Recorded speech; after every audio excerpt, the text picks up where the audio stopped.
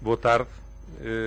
O Conselho de Ministros hoje aprovou, desde logo, um conjunto de contratos relativos a investimento de empresas portuguesas e outras, quer em Portugal, quer no estrangeiro, e relativamente a essa matéria, o Sr. Ministro de Estado e dos Negócios Estrangeiros fará depois a respectiva apresentação mais detalhada. Para além disso, o Conselho de Ministros decidiu também suspender, com efeitos imediatos, a atribuição de potências de injeção na rede elétrica de serviço público, ressalvando a possibilidade de situações excepcionais de interesse nacional. Com esta decisão, o Conselho de Ministros o que pretendeu foi ir ao encontro da orientação de política energética prevista no programa de Governo, que aponta para a necessidade de ponderar e reavaliar o enquadramento legal da produção de eletricidade em regime especial. Foi também aprovado pelo Conselho de Ministros um diploma que, transpondo 37 diretivas comunitárias, num único diploma, atualiza um conjunto de substâncias ativas constantes de uma lista comunitária para a colocação no mercado de produtos fitofarmacêuticos. Foi ainda aprovado também a transposição de uma diretiva comunitária, uma diretiva Euratom, que estabelece o regime para a segurança de instalações nucleares e cria em Portugal a respectiva autoridade reguladora nacional. Como sabem, Portugal, não tendo instalações nucleares propriamente ditas, tem de qualquer maneira um reator que é objeto de trabalho num laboratório nacional para efeitos de investigação. Por último, o Conselho de Ministros aprovou também mais um conjunto de diplomas na área do PREMAC, portanto relativo às leis orgânicas, neste caso um relativo à Presidência do Conselho de Ministros da Agência para a Modernização Administrativa, a entidade que gera as lojas do cidadão, e na área do Ministério da Administração Interna, a Lei Orgânica da Autoridade Nacional de Segurança Rodoviária e da Direção-Geral da Administração Interna. Eu passava então a palavra ao Sr. Ministro de Estado e dos Negócios Estrangeiros para fazer a apresentação das medidas relativas à matéria das empresas que foram hoje aprovadas no Conselho de Ministros. Há cerca de pouco mais de um mês, assumi por delegação do Primeiro-Ministro e em articulação com o Ministro de Estado da Economia e com o Ministro da Economia e do Emprego, a tutela da AICEP. E é isso que explica, do ponto de vista orgânico, a minha presença neste briefing. Trata-se de pôr a funcionar aspectos importantes, práticos, cotidianos da diplomacia económica. Para o Governo, tão importante como cumprir o compromisso que Portugal estabeleceu com a União Europeia e o Fundo Monetário Internacional, e nunca é mais recordá-lo, fê-lo porque estava a semanas de não ter meios para pagar salários e pensões, tão importante como honrar a nossa palavra internacionalmente e reganhar a nossa reputação e a nossa credibilidade, é consolidar uma estratégia que permita a Portugal vir a ter crescimento económico, ajudar as empresas e criar emprego. Nessa estratégia de consolidação económica, para o crescimento e para o emprego, é muito importante a questão do investimento. Seja das empresas portuguesas em Portugal, seja das empresas portuguesas que se internacionalizam, seja de empresas internacionais que escolhem Portugal como destino de investimento. Para haver investimento, é necessário que existam estímulos e é preciso que o Estado decida depressa e bem esses estímulos ao investimento. Uma empresa que decide investir, criar emprego e ajudar a economia nacional tem direito a certo tipo de benefícios fiscais que a estimulam, que a ajudam a fazer esse investimento e a criar esses empregos. E tem direito a recebê-los a tempo. Quando, ao contrário, uma empresa, por alguma razão dela própria ou do mercado, não cumpre o projeto de investimento que contratualizou com o Estado português, naturalmente, o Estado deve ser igualmente ágil a rescindir ou juridicamente resolver esse tipo de contratos e, no fundo, o contribuinte tem direito a reaver esse crédito fiscal que tinha sido dado. É preciso aqui esclarecer um ponto para que não fiquem nenhumas dúvidas. Há benefícios fiscais de natureza geral e abstrata e esses, como sabem, estão sujeitos a uma fortíssima restrição nos termos do memorando de entendimento assinado quer com a União Europeia, quer com o Fundo Monetário Internacional. Mas depois há benefícios fiscais de natureza contratual, que são algo completamente diferente, que perante um projeto de investimento em concreto, perante um projeto de criação de postos de trabalho e de inovação do ponto de vista da produção, deve merecer, e pode merecer nos termos da lei, um tratamento fiscal mais favorável. É ao abrigo das leis fiscais que estão publicadas e que regem o país e que devem ser cumpridas a tempo que estas decisões são naturalmente tomadas. E é também ao abrigo da decisão de aprovação das mesmas através de um órgão técnico que existe e que é o Conselho de Internacionalização para a avaliação deste tipo de investimentos no nosso país ou de empresas do nosso país no exterior. O que aqui venho comunicar não são projetos de investimento decididos agora, são de anos anteriores, mas o que aqui venho comunicar tem a ver com uma atitude de eficácia deste governo. Quando assumi a tutela da AICEP, pedi que imediatamente me fosse disponibilizado toda a lista de investimentos pendentes que, por alguma razão, do ponto de vista do estímulo a que esse investimento chegasse à economia e que esses postos de trabalho viessem a ser criados, por alguma razão da burocracia do Estado, estavam atrasados, estavam demorados, pedi que me dessem a lista completa e comprometi-me a que, obviamente, o Conselho de Ministros trataria muito rapidamente dessa matéria. Porquê? Porque é preciso encorajar quem investe e cria empregos, mesmo em circunstâncias difíceis, e é também importante sinalizar que, quando não há cumprimento, o Estado está atento e, obviamente, cessa os benefícios que foram dados em contrapartida de condições que não foram cumpridas. Sendo assim, o Conselho de Ministros aprovou 3 resoluções de 3 tipos diferentes. Uma primeira resolução aprova contratos de investimento de 8 empresas que correspondem a um investimento global de 221 milhões de euros, a uma criação de emprego na ordem, numa estimativa conservadora, de 280 postos de trabalho, à manutenção de muitas centenas de outros postos de trabalho, evitam-se riscos de deslocalização e robustece-se a ajuda a empresas portuguesas que decidem internacionalizar-se, o que, como sabem, é não só uma forma de as consolidar, como de proteger a retaguarda do ponto de vista da empresa e do emprego. Estes investimentos são importantes, têm lugar em zonas do país como a Marinha Grande, o Baixo Alentejo, o Algarve, Famalicão, Lausanne e Ribatejo. E abrangem setores como o vidro, os minérios, o turismo, as ópticas, a eletricidade e os plásticos. Acrescem 2 projetos de investimento de internacionalização de uma empresa portuguesa significativa num mercado onde é muito importante Portugal crescer, que é o dos Estados Unidos da América. Todos estes investimentos, chamo a vossa atenção, têm um sistema público e objetivo de monitorização, acompanhamento, de modo a verificar se são cumpridos ou se não são cumpridos. E os projetos são feitos há 10 anos e, obviamente, quando as empresas começam a ter lucro, podem contar com esses créditos fiscais de uma forma parcelar. E é isso que permite o acompanhamento. Nós encorajamos à medida que se vai cumprindo. E se verificamos que não se cumpre, obviamente, tiramos daí as consequências. O segundo grupo de contratos, e que tem a ver com aditamentos aos contratos já existentes, resulta do seguinte. Como sabem, há uma crise económica internacional que altera substancialmente condições de mercado. E, como sabem, muitas vezes as empresas fazem reestruturações.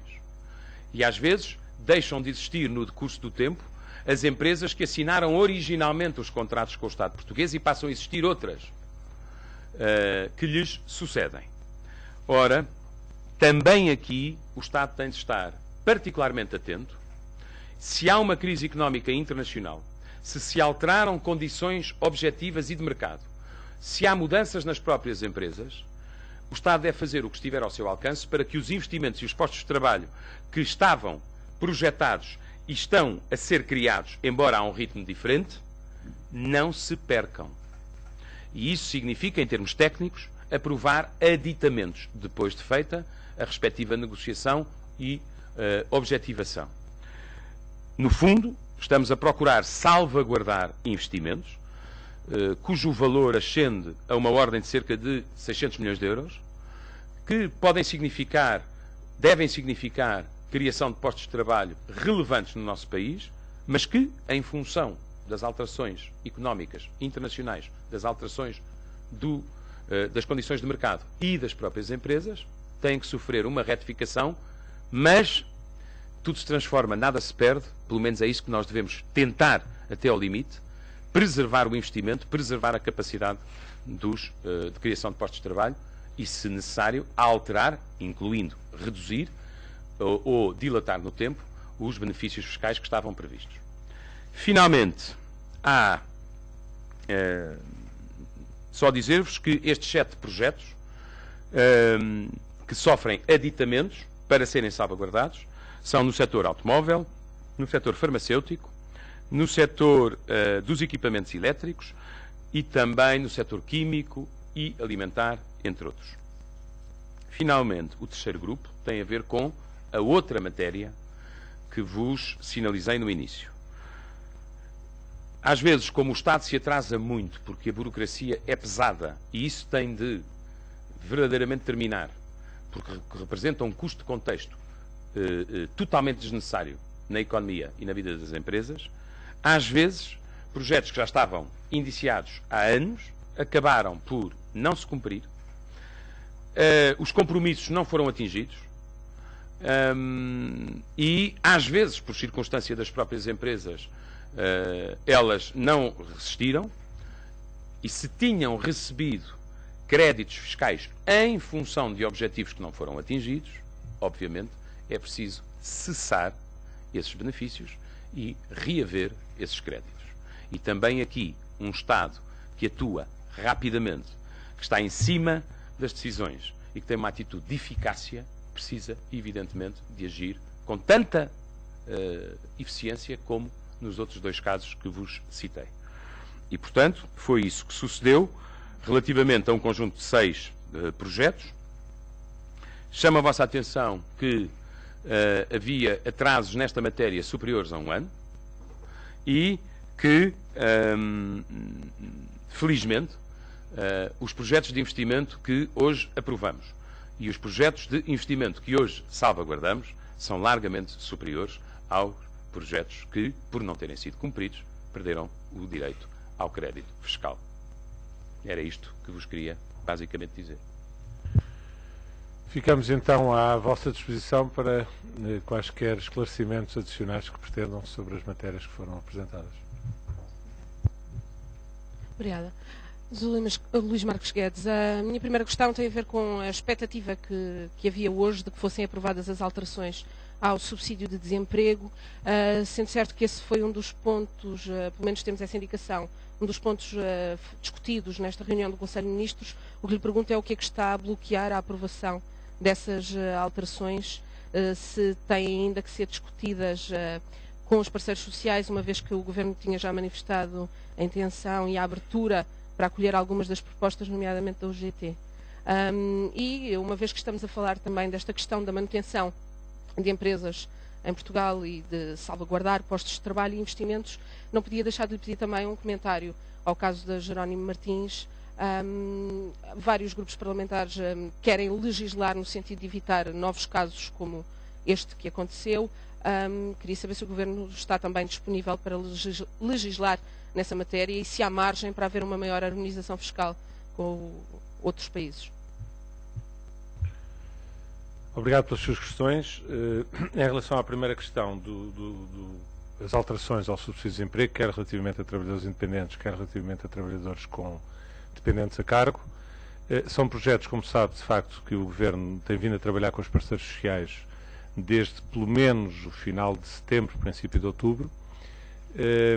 O Conselho de Ministros não decidiu ainda hoje esses dossiês, porque há uma reunião de concertação social marcada para a quarta-feira da semana que vem, e o Conselho de Ministros entendeu que este dossiê não deve ficar fechado antes de mais essa ronda com os parceiros sociais, porque de facto para o Governo era muito importante que pudesse haver um consenso o mais alargado possível relativamente a matérias tão importantes para a sociedade portuguesa, e principalmente no momento em que vivemos. A concertação social tem de facto um papel muito importante para o desenvolvimento mais harmonioso possível das dificuldades que estamos a atravessar. E portanto, de facto, esse assunto não foi hoje fechado no Conselho de Ministros e aguardará por mais uma ronda negocial na concertação social, que esperamos tenha bons resultados. De resto, há de facto indícios de que podem haver avanços importantes. Relativamente à questão que me colocou, a segunda questão da Jónia Martins, esse de facto não foi um assunto que fosse tratado no Conselho de Ministros e, portanto, qualquer comentário sobre essa matéria terá que ser recolhido noutra sede. Não deixo de lembrar de qualquer maneira que amanhã haverá um debate, uma vez que falou no Parlamento, amanhã haverá o debate quinzenal na Assembleia da República, e um dos temas que já está colocado para esse debate é a internacionalização das empresas portuguesas. Espero que seja tratado num sentido que não nesse, num sentido mais positivo do que esse, mas eventualmente esse não deixará também de estar sobre a mesa. Boa tarde, Daniel Alvarenga, da agência Reuters. Em relação à privatização da REN, gostaria de saber se o Governo pode confirmar que a norte-americana Brookfield desistiu de avançar para o concurso e se poderá haver eventualmente algum adiamento do concurso por parte do Governo.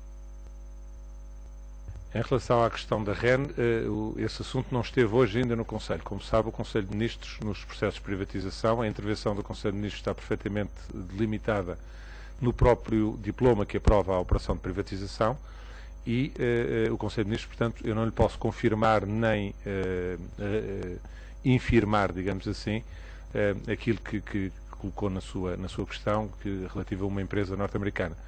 O Conselho de Ministros ainda não recebeu os relatórios que a seu tempo receberá, e só quando esses relatórios forem objeto de análise no Conselho de Ministros é que o Conselho de Ministros tomará qualquer decisão sobre isso, quer relativamente ao resultado do concurso, quer relativamente, também colocou na sua pergunta, a um eventual adiamento. Portanto, desconheço, até o momento o Conselho de Ministros ainda não tem esse dossiê nas suas mãos.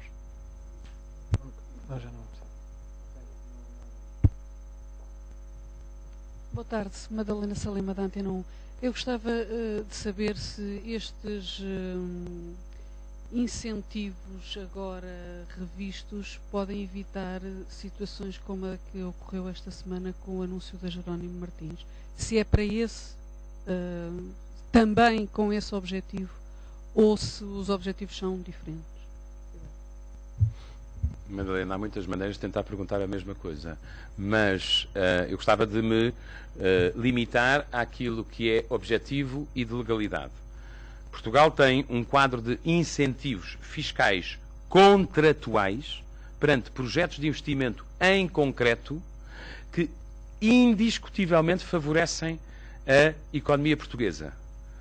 E é nesse quadro que este conjunto de matérias foi decidido. Ou seja, há 221 milhões de euros de investimento que criam cerca de 280 postos de trabalho e há cerca de 611 milhões de euros de investimento que nós queremos defender e salvaguardar para que a alteração das condições de mercado, as alterações nas próprias empresas, não signifique que se perca o investimento, o contributo para a riqueza nacional e a criação de postos de trabalho. E depois há projetos que deviam ter cumprido, que não cumpriram, não se criaram os postos de trabalho prometidos e, portanto, o Estado também não tem que cumprir com os benefícios fiscais que tinham sido contratualizados. É isto que é importante, fazê-lo rapidamente, porque a nossa atitude é só esta. Quem cumpre, quem contribui para a economia portuguesa, quem cria postos de trabalho, quem investe, mesmo em condições adversas, tem todo o direito a receber o seu crédito fiscal que o encoraja. Quem não cumpre, quem por alguma razão não foi capaz de atingir os objetivos que tinha assumido com o Estado português em matéria de emprego e de investimento, obviamente não deve receber esses créditos fiscais. é simples, é autêntico e é equitativo. Boa tarde, Catarina Pereira, do Jornal de Negócios. Eu gostava de perguntar ainda em relação ao subsídio de desemprego. Eu imagino que os pormenores não estejam de facto fechados, mas há questões sobre linhas gerais que já terão sido discutidas hoje. Nesse sentido, gostava que explicasse se o Governo sente que há condições para avançar imediatamente com a atribuição do subsídio de desemprego a independentes, a trabalhadores independentes, a alguns trabalhadores independentes, uma vez que essa questão levanta algumas dúvidas da operacionalização e mesmo da caracterização do conceito de desemprego involuntário. Além disso, gostava de lhe perguntar se está em condições de me adiantar quaisquer outras alterações ao diploma original. E, finalmente, ao Sr. Ministro, gostava de perguntar qual foi o valor em benefícios fiscais atribuído pelo Governo a esses projetos, qual era o valor de investimento desses projetos e, portanto, no fundo, o que é que vai acontecer a esse dinheiro? Não sei exatamente, não conheço portanto, as consequências legais, gostava que explicasse um bocadinho melhor, portanto, o que é que acontecerá. Eu responderia rapidamente à primeira parte das suas questões. No que diz respeito ao subsídio de desemprego, a questão dos trabalhadores independentes, como sabe, por mais, digamos, complexo que possa ser a definição do regime, a definição desse regime está preparada e foi de resto já apresentada mesmo uma proposta concreta pelo Governo aos parceiros sociais e, portanto, a solução técnica para resolver, para ultrapassar esses problemas de complexidade está já tratada pelo Governo e apresentada aos parceiros sociais. De resto, como sabe também, relembro-lhe, essa matéria é uma matéria que consta de resto também dos memorandos de entendimento e, portanto, também é um compromisso do Estado português resolver, alterar a legislação de subsídio de desemprego em vários sentidos, num dos quais é resolver o tratamento a dar às situações de trabalhadores independentes que trabalhem maioritariamente ou preponderantemente para uma única entidade. A solução técnica está já delineada pelo Governo, foi presente aos parceiros sociais. Pergunta-me se há outras alterações. Pois, se vai haver uma reunião da concertação social, é exatamente porque o Governo entende que o dossiê não está ainda fechado. E os contributos que têm vindo a ser recebidos por parte dos parceiros sociais que o querem, que o têm querido fazer, é um contributo extremamente útil para o Governo e é exatamente para tentar acolher o máximo e tentar procurar o maior denominador comum relativamente a estas alterações que este dossiê ainda não está fechado e o Governo aguardará pela reunião da Concertação Social da semana que vem. Em relação aos independentes, podemos assumir que este apoio que está a ser preparado para os trabalhadores independentes vai entrar em vigor imediatamente? Ou seja, quer dizer, o imediatamente depende da aprovação, certo?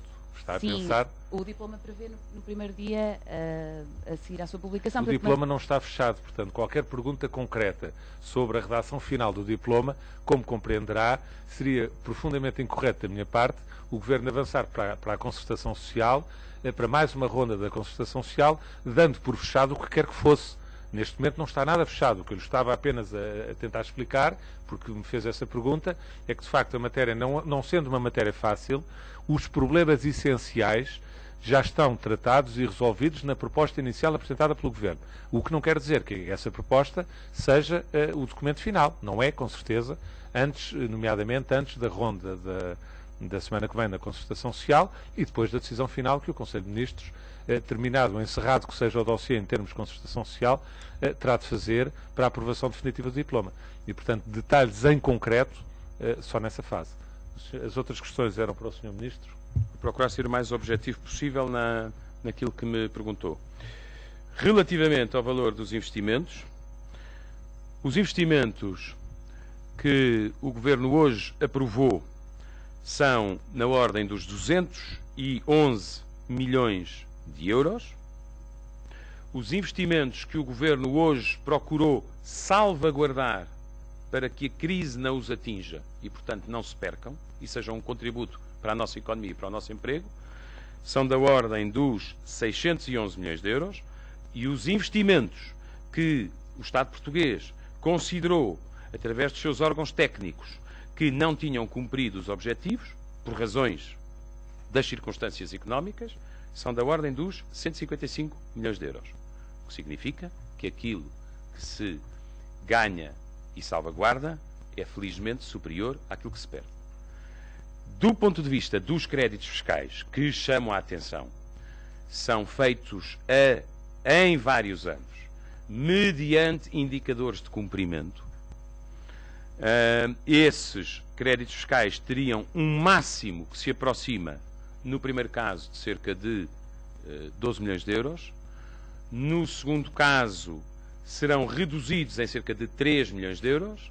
E no terceiro caso, aquilo que o Estado tem a reaver, porque foi aquilo que foi utilizado, é de cerca de 2 milhões de euros.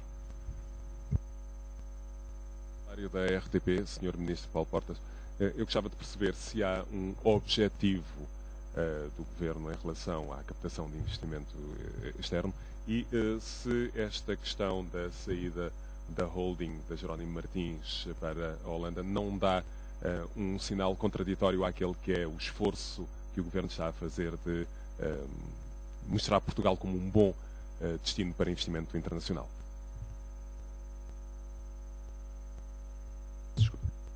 Sobre a matéria que agora colocou, não tenho nada a acrescentar a não ser subscrever o que o Sr. Secretário de Estado da Presidência vos afirmou. É a primeira vez que eu venho a este briefing. O Conselho de Ministros tem regras formais e eu gostava de cumprir com a formalidade do Conselho de Ministros, onde a matéria não foi abordada. Relativamente à primeira questão que colocou, obviamente, quando se decide ter uma atitude de eficácia e de determinação, se tem este sentido que eu acho que as pessoas percebem inteiramente e que é de justiça. Quando um empresário arrisca, quando um empresário investe, quando um empresário cria postos de trabalho, deve receber o crédito fiscal a que tem direito para ser encorajado, e o Estado não se deve atrasar, e da mesma maneira, quando não cumpre, falha aos objetivos, obviamente não há nenhuma razão para receber um crédito que era em contrapartida de objetivos que não foram cumpridos, por muito que haja razões legítimas para isso. Foi o que nós fizemos nesse sentido, é que se quiser, eu acho que é um sinal positivo, no sentido de que o Governo está preocupado em que o Estado cumpra a sua parte e cumpra sem burocracia, sem complicações, se os investimentos estão feitos e cumpriram, quem arriscou tem todo o direito ao seu crédito fiscal. Se os investimentos não cumpriram, obviamente o Estado tem todo o direito a cessar os benefícios que tinha contratualizado. Eu acho que isso é um sinal, primeiro, de preocupação com a economia, segundo, de preocupação com o emprego, terceiro, de preocupação com a eficácia. E o contribuinte paga impostos para ter um Estado eficaz. Assim como vos disse que estes investimentos não foram decididos nos últimos 6 meses, também vos disse que estavam há muito tempo à espera, por excesso de burocracia, de uma decisão. Perguntava quanto a metas se estão estipuladas. Eu procuro ser uma pessoa objetiva. Falo daquilo que trouxe a Conselho de Ministros em função das minhas competências delegadas pelo Primeiro-Ministro em articulação com o Ministro da Economia e do Emprego. Não. Pode ter a certeza absoluta que há um objetivo. O investimento das empresas portuguesas é bom, o investimento em Portugal é bom, a criação de emprego é absolutamente necessária e nós temos que fazer aquilo que pudermos e estiver ao nosso alcance. E este tipo de estímulos, por ser contratual, está ao nosso alcance para facilitar esses objetivos. Boa tarde. Raquel Martins, do Jornal Público. Sr. Ministro, precisava só que esclarecesse aqui o comunicado refere um aditamento a contratos relativamente aos quais houve uma resolução. Isto significa o quê exatamente? Eu vou pedir ao Sr. Secretário de Estado, que é melhor jurista do que eu, que lhe dê uma... Eu posso explicar. O que se passa é que, como verá pelo comunicado, num lado fala-se em contratos de investimento e no outro na resolução de contratos de concessão de benefícios fiscais e no outro aditamentos ao contrato de investimento. O que se passa, isto tem alguma complexidade técnica, mas os contratos de investimento têm é uma das partes do contrato de investimento, a parte relativa aos benefícios fiscais. Portanto, é um anexo normalmente que vem ao contrato de investimento, é um anexo que faz parte integrante do contrato de investimento e que é o contrato de benefícios fiscais. Ora, o que acontece, como o Sr. Ministro explicou, é que por incumprimento, por razões várias, caso a caso, são razões diferentes das empresas, os contratos de atribuição de benefícios fiscais estão a ser extintos, estão a ser cancelados, a palavra resolução, o palavrão resolução, o que quer dizer juridicamente é isso, portanto, essa parte relativa aos benefícios fiscais está a ser resolvida. O que não quer dizer que o investimento não continue. E mais, e que inclusive até possa, é o que acontece nesses casos dos aditamentos, até possa beneficiar de algum aditamento. Agora, o que foi cancelado foram os benefícios fiscais que reportavam ao contrato originário de investimento e foram cancelados, como o Sr. Ministro disse, porque o Estado entendeu que não foram cumpridos os objetivos contratuais a que a empresa se comprometeu a quando da concessão desses benefícios fiscais. Agora haverá um novo aditamento que poderá ou não vir a dar depois direito a algum benefício, mas não é isso que está em causa agora. Tavares, TSF, para o Ministro de Estado e dos Negócios Estrangeiros, e correndo o risco de tentar uma nova fórmula para a mesma pergunta. Sabendo que não há harmonização fiscal na Europa, que há espaços, há Estados federais onde não existe, como nos Estados Unidos, não existe harmonização fiscal, há competição fiscal entre Estados, não está na altura de Portugal pensar num sistema fiscal mais competitivo? Eu volto a resumir a minha intervenção neste briefing àquilo que foi abordado em Conselho de Ministros. Boa tarde, Paula Varela, da Rádio Renascença. Não querendo voltar a essa questão, queria só perceber com o Sr. Ministro de Estado e dos Negócios Estrangeiros, porque falou num sistema público de monitorização destes contratos, perceber, enfim, se é novo, se já existe, se vai haver alterações ou não. Nós verificaremos isso noutras reuniões de Conselho. Estamos a trabalhar para, muito rapidamente, tudo o que sejam formas de tornar mais rápido, tornar mais objetivo aquilo que o Estado pode fazer para promover e para estimular investimento que crie postos de trabalho, aconteça. Isso passa por agências ou institutos públicos como a ICEP, como o IAPMEI, passa pelos conselhos que existem no quadro do Ministério das Finanças, nomeadamente, passa por avaliações sempre das instituições do Estado relativas aos assuntos fiscais.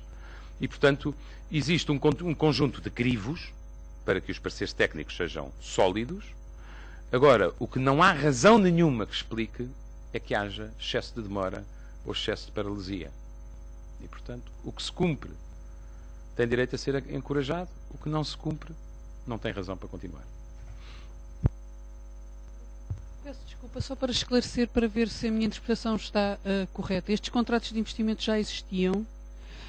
O que há aqui, em alguns casos, não havia ainda atribuição de benefícios fiscais e noutros, havendo alteração do quadro económico, há alteração ou aditamentos a esses benefícios. Esta é a interpretação correta?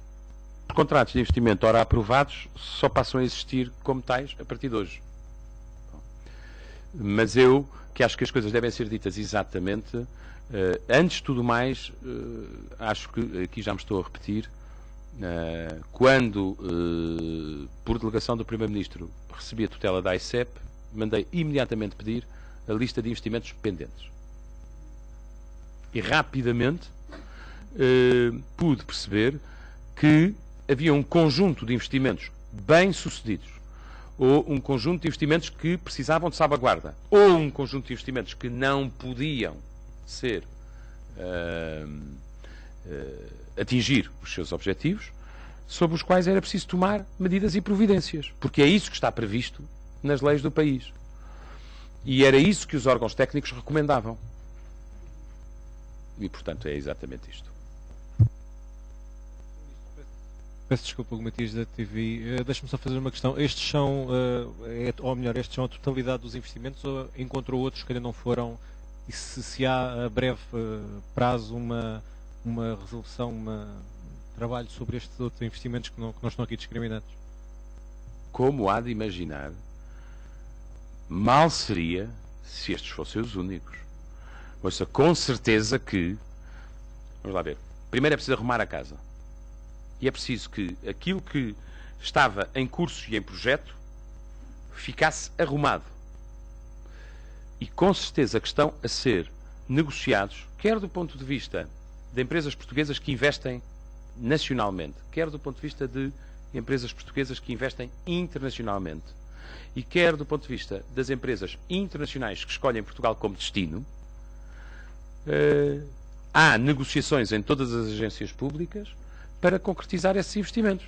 À medida que houver concretização ou não, terão disso notícia, porque muitos deles terão que vir a Conselho de Ministros.